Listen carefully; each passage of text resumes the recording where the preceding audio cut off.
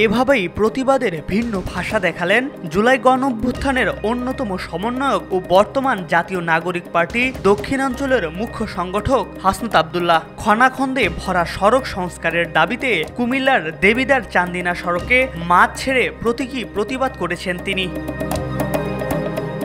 শুক্রবার সকালে গণসংযোগে বেরিয়ে উপজেলার কাচিসার এলাকায় এ প্রতিবাদ কর্মসূচিতে অংশগ্রহণ করেন। হাসনাত আব্দুল্লাহর সঙ্গে এলাকাবাসীও যোগ দিয়ে এ প্রতিবাদ কর্মসূচিতে একাত্মতা পোষণ করে।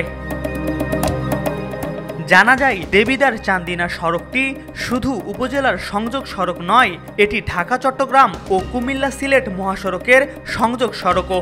এ অঞ্চলের মানুষের জন্য খুবই গুরুত্বপূর্ণ এই 14.5 কিলোমিটার সড়কে দীর্ঘদিন ধরে সংস্কার না হওয়ায় চলাচলের অনুপযোগী হয়ে পড়েছে।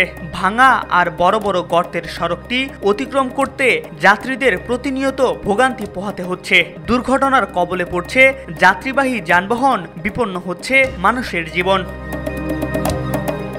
এ সময় ক্ষুব্ধ হাসনাত বলেন, দেবিদ্বারের রাস্তাঘাট এতটাই খারাপ অবস্থা যে মাছ ছেড়ে দিয়ে চাষ করার মতো। এখানে আপনারা জিওল মাছ ছাড়বেন, আমি মাছ ছাড়ছি, আপনারাও ছাড়বেন, তাতে যদি কিছু হয়।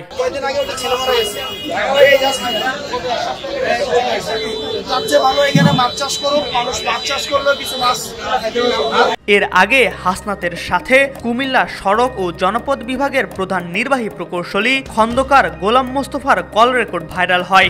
সেখানে হাসনাত বলেছিলেন, কুমিল্লা সিলেট মহাসড়কের ওই অংশ 20 অক্টোবরের মধ্যে সংস্কার শুরু না হলে মহাসড়কে যানবাহন চলাচল বন্ধ করে দিয়ে ধান চাষ করবেন।